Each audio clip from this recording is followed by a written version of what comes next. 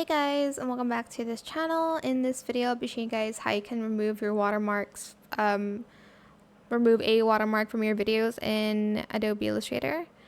So I will be using this tool here, the patch tool. You can use anything else if you'd like to, and I'm just going to select the watermark. And I'm just going to move it up to remove it, and that is it. You can kind of adjust this if you'd like to. Obviously, you're going to make it neater than me. You can also use the patch tool, the remove tool, but I like this because it can remove a lot at once. But yeah, just do that. And voila, that is how you can remove watermarks on your videos in Adobe Photoshop. I hope this tutorial was helpful for you guys. Don't forget to like, comment, share, and also subscribe to this channel if you haven't done that already. If you have any more questions about this video, just leave it in the comment section down below.